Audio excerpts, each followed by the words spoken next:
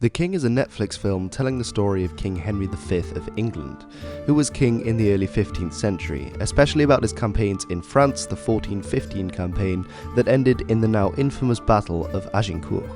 But in this video, I want to ask the question, how historically accurate and authentic is the Battle of Agincourt in the film The King? Well, let's have a look. The first thing I'd like to pick up on is the actual terrain of the battlefield, which was fought in the northeast of France in the region of the Pas-de-Calais, a region which, if you've ever been, isn't exactly famous for its rolling hills and mountains as we see.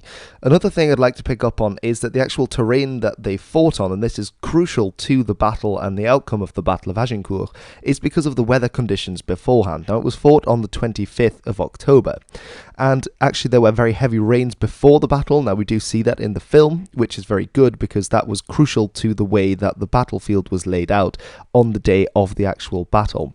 Another thing that was crucial that we don't see at all, actually, is that the field had been ploughed beforehand, meaning that all the earth had been turned up, and it meant that the battlefield was already a slippery, muddy mess before either of the armies actually got to fight each other. And during the battle, of course, this only got worse, and this is very important to bear in mind.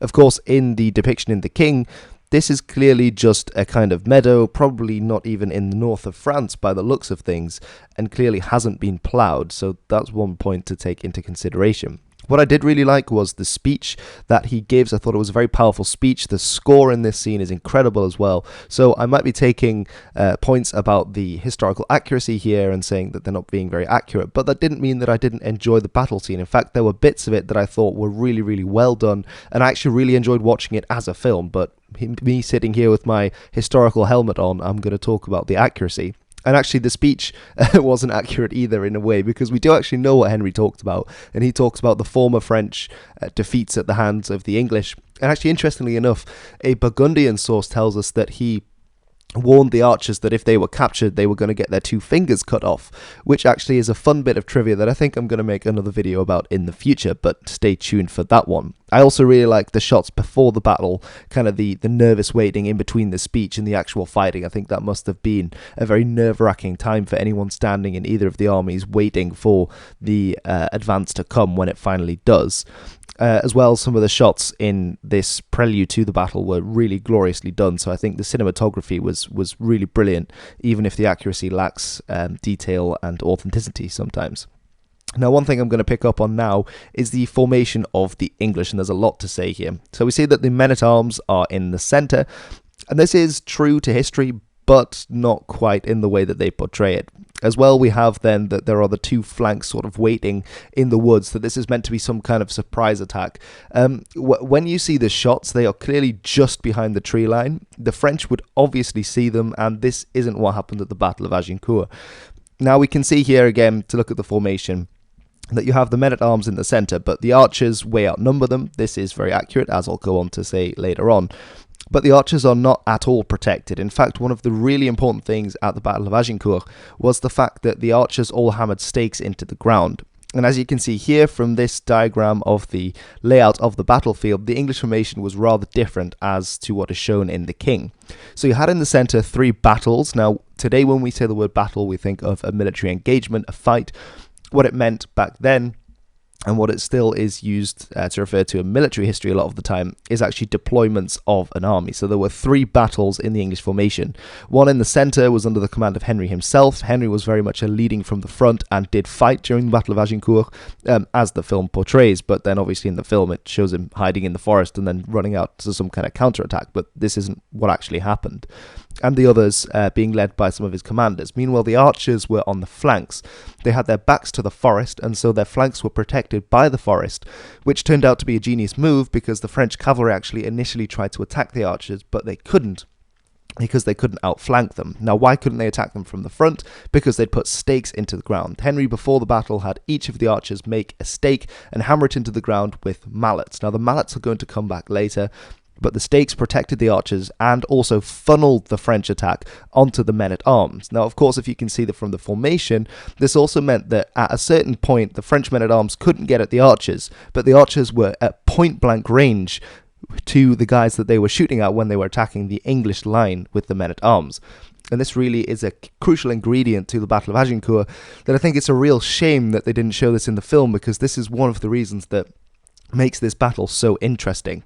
And actually, the possible inspiration for this might have been the Battle of Nicopolis, which was fought in 1396 by a joint Crusader army. You had Hungarians, Wallachians, the French, and several others fighting against the Turks. And the Turks, to protect their archers, also put stakes in the ground to great effect.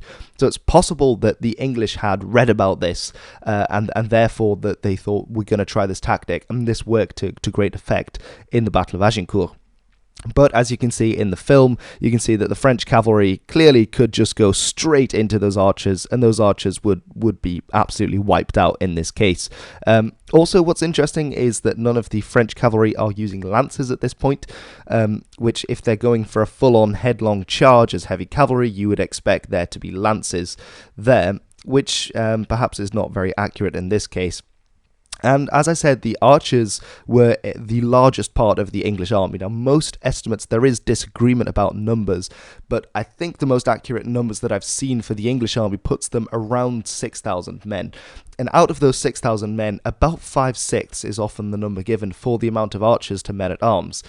What's interesting is that the archers would have been both English and Welsh. There had actually been a lot of trouble with the Welsh at the end of the 14th century. You had Owen Glyndŵr and the fighting in the Welsh marches. But the Welsh at this point were also being used in the English army. Now, of course, the English longbowmen were the more peasants. They weren't the nobles. The nobles were the men-at-arms, so it makes sense that you had less of the men-at-arms than the archers. But the archers proved to be an absolutely devastating force against the French, and perhaps this is something that the film could have played on, that the French really underestimated the English. They thought they have so many archers, the archers are useless. All the French they had lots of men-at-arms, so these were all the nobles, the highest-ranking nobles and aristocracy in the land, and the archers were all the common people, so they really looked down upon them, and that's part of the reason they might have been so rash at the Battle of Agincourt. Now, it's really shame because in the film the archers really don't get much of the spotlight, whereas in actual fact they were really crucial to the victory. As I said, they were 5/6 of the army, so you're not going to say that they weren't an important part of the English tactic, but in the film we only see them firing sort of 2 volleys off. Now, something that has also been mentioned, and I would highly recommend going and watching videos by the Metatron and Chaliversity as well about this, is that in the film we see them sort of firing straight up and then they come straight down, and this really is not an efficient method of firing at all. The archers had limited arrows, especially because they were so outnumbered by the French. So the way that they would fire, as we can see in this depiction, is straight on rather than going up and then down. You lose a lot of the momentum of the arrow as well, whereas if you fire straight you have a lot more punch power, and punch power is what they wanted. Now, there is a lot of debate as to whether the English and Welsh arrows could have gone through plate armor, but most people would agree that the answer is no, especially for the better made steel plate armor, which is what the majority of the French lines would have been using at this point, because they were, especially the front lines, were the absolute top creme de la creme of the nobility. Perhaps the arrows could have gone through some of the poorer wrought iron if they really had a good solid hit, but probably the aim wasn't actually to go through plate armor. Now, we do see some of the knights going down here, but I think the shots are quite ambiguous. I have watched the scene several times, and I haven't seen any arrows going that you can see go straight through plate armor. Maybe I haven't looked carefully enough, but I think quite a few of the shots kind of go in the neck. Of course, one way that you could wipe out a knight is by going for the eye slots, because the eye slots in the visor were the weaker part. So the French, when they were charging, actually, they would bend down, crouch over the horse so that they'd be in sort of a hunched over position, and then it would be much harder for the arrows to hit the eye slots. But of course, if you're firing straight up and straight down in the film, you don't get that effect at all, and it sort of bounces off the top of the helmet, which is the strongest part of the helmet, because that's where you're going to get blows. So that doesn't make any sense. Some historians, like John Keegan, have actually suggested that the main point of arrows at this point, of having archers firing at cavalry, was to kill the horses, because horses weren't that armoured at this point, from what I've read. Which you can see in the film, but there's quite a lot saying that they weren't very well armoured. And so actually the point was to wipe out the horses, to create a disorganisation in the charge, and that really weakens the charge. And this appears to have happened at Agincourt. In fact, something that the film gets totally wrong is that the cavalry never actually made it to the English ranks. What the cavalry were trying to do in the first charge was to get at the archers on the flanks, but they found they couldn't outflank them because they deployed with the forest to their back.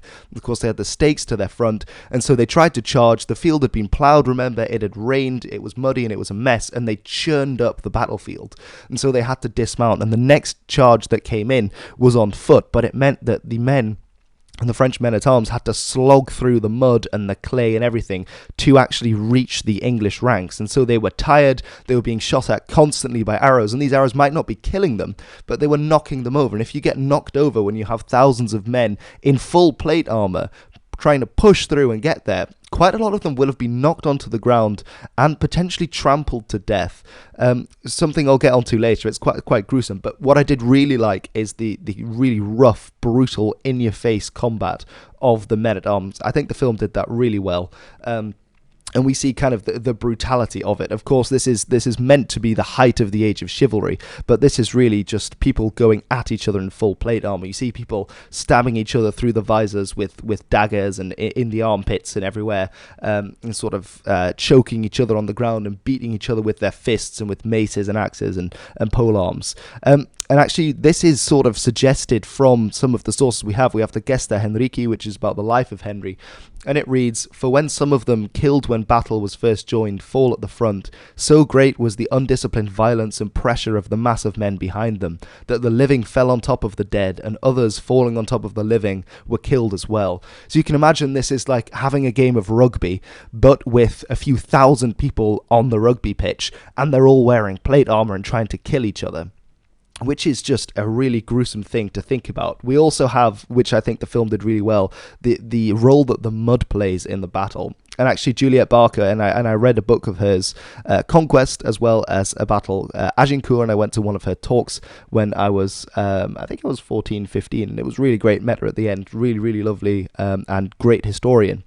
And she described in her book how some of the knights probably drowned in their helmets, literally drowned in the mud, because if you had bodies falling on top of you, and also, as we see later on with Henry, people actually physically trying to drown you in the mud, there was just no getting up. You were exhausted, you had a crush of bodies on top of you. It's really, really gruesome. But it's one of the things that makes this battle really, really memorable. What I also really like is they show the pack of men, that this isn't, you can't do finesse, you're not doing fancy things with swords. That's one of the issues I think Shadiversity mentioned with the duel earlier in the film against Harry Hotspur, that they're trying to sort of fight like they're dueling with fencing or with swords, despite that actually being quite an accurate depiction of how they would have used swords. With plate armor, that doesn't work. You're not getting through. So you can see in this scene, this absolute crush here, that there's no space. This was just a brutal kind of hacking and pushing and trying to push someone to the ground, essentially, so that they'd be trampled to death. And this again is mentioned from the eyewitness account of a French monk at Saint-Denis, who wrote, "Their vanguard, composed of about 5,000 men," this is the French he is speaking about, "found itself at first so tightly packed that those who were in the third rank could scarcely use their swords." So again, after this, we see that the French are mounting for another cavalry assault. Again, this wasn't a cavalry assault, this was an assault on foot, because the ground had been churned up and ploughed and was muddy and wet, and so there was no way that cavalry were charging across. And also the fact that there was now a battle line engaged with the central battle line of the men-at-arms. Of course, the men-at-arms in the actual battle didn't sort of walk slowly towards this huge French cavalry force. They stood behind their stakes, flanked by the archers, and the French came to them. I should say, however, that the English actually redeployed very, very quickly just before the start of the battle, kind of to egg the French on, perhaps. But the French didn't actually make advantage of this. If they'd have charged at the right minute, they could have caught the English off guard and sliced through the army. But they didn't, and actually when the French charged, the archers were already able to get shots off at them. And this is when the cavalry had to dismount, regroup, and then attack on foot, which is what the main battle was. Now again, we see the French charging with their cavalry towards the English position to sort of add to the crush that had already happened. This isn't a good tactic, and this isn't what happened, but they did charge on foot. And what actually this resulted in was that they just became pummeled with archers. As I said, the archers were on the flanks, protected by their stakes, and so it meant that as the French came forward, there was this huge crush of Frenchmen that started to attack the front of the English battles of the men-at-arms, and they were getting arrows poured into them from point-blank range from the archers on the sides. And again, even if they aren't killing them with these arrows, this is causing confusion, it's causing mayhem. It would hurt getting hit by an arrow, and it meant that the French had to keep their visors down, because if you lift up your visor, that's a big target for an archer who's not very far away. So it meant that visibility was limited. And actually, it's possible, some have suggested, and we know that this happened in other battles, that quite a few men probably suffocated in their armor through this press of the French trying to get into this really narrow corridor where they could actually attack the English men-at-arms, because they couldn't get at the archers that were firing at them. Now, of course, in the film, we see this scene of the men coming out of the forest in this ambush that the French really never saw coming, and it wasn't great. What this is reminiscent of, and what actually happened at the Battle of Agincourt, however, which I think is a real shame that they didn't do this accurately or true to history, is that the archers ran out of arrows. And remember that the archers were 5/6 of the army, so they're a crucial force to be reckoned with here. But of course, they're the archers, so what you can see here is these are lightly armed men. Now here they are kind of billsmen. You see them with pole arms and all sorts, but in the battle these would have been the archers. They would have had things like knives, perhaps a couple of maces, swords, and the mallets that they used to whack the stakes into the ground. And they actually ran out of arrows at this point. And this was a crucial point because they had been pummeling the French army with arrows the entire time throughout the battle, to great effect, as I mentioned, causing confusion and so forth. But what happens now is that they ran out of arrows, so they dropped their longbows, they picked up any weapons they had, including the mallets, and they ran through the field of stakes and basically hit the French army from the sides. Now remember, the French had trudged through this ploughed field of mud. They'd been pummeled with arrows, and they were climbing over the bodies of their dead and dying, suffocating in their armour, drowning in the mud and all of this. And then suddenly you get thousands of very angry, very nimble archers who are coming at you with daggers and maces and swords and mallets. And they basically just went in and started to beat up the French knights that were in the centre. Of course, the men-at-arms, the English men-at-arms, were having the same trouble as the French. They were fully plate armoured, so none of this stripping down nonsense that you see in the film. But they then join in the melee, and they then get to these exhausted French knights and basically start hitting them through all the slots. So we do see this a bit with Henry. Of course, Henry's wearing his mail and something. And you see him with his, I think he's got some kind of warhammer there that he's going in for the eye slots. He's going into the shoulder. So these are all places that they could take down knights. Here he takes this. I really like this scene with the knight. That he first sort of hits him in the one knee and then in the other, because those were the weak points in the armor.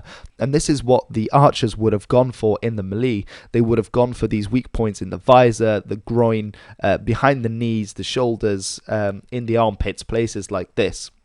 Now, of course, the culmination of the battle is quite controversial. They sort of stop fighting in classic Hollywood style. Everyone respects the call of the horn, despite the fact that the adrenaline must have been through the roof. You were busy beating people and trying to drown them and not have the same happen to you. But I thought it was quite well done in the way that they set up this big chivalric fight. I think this is a theme throughout the film, that they set up, these things of honor and one-on-one duel, and you think, it's going to be a really climactic thing, and they're going to be doing all these fancy swordsmanship, and then the hero's going to get wounded, and then he's going to kill the Dauphin in one last stroke of genius. But each time they set something up like this, also with the duel with Harry Hotspur, they kind of send that crashing down and show you just how brutal this actually was, which I think is a really good thing about the film. And obviously, he then tries to come towards Henry, but the ground has been churned up and it's way too slippy, and he sort of slips and falls, and then Henry sort of sends his men over to stab him to death. Now, of course, this didn't happen. This is actually Louis, the Duke of Guienne. He was the Dauphin of France, and he actually died several months later, probably of dysentery. He wasn't at the Battle of Agincourt, and clearly he wasn't killed at the Battle of Agincourt. Also, for all Henry's maverick behaviour, especially with the execution of the prisoners afterwards, which actually, as much as I hate to say you can justify killing prisoners, for Henry's position, this was actually the fact that they had so many prisoners at that time. He was worried that if they picked up their arms again, they were behind the English line, they could turn the battle in the favour of the French. So it's a very controversial thing to do that Henry did, especially at the time with the whole code of chivalry and all of this. But clearly you would not kill an enemy prince just like this. They obviously would have captured him because the ransom would be incredible. That's why they much preferred to capture men-at-arms rather than kill them, because of ransoms, and also the codes of chivalry. That would be a great bargaining piece in any future negotiations with the French. But despite all this, I really, really enjoyed the film.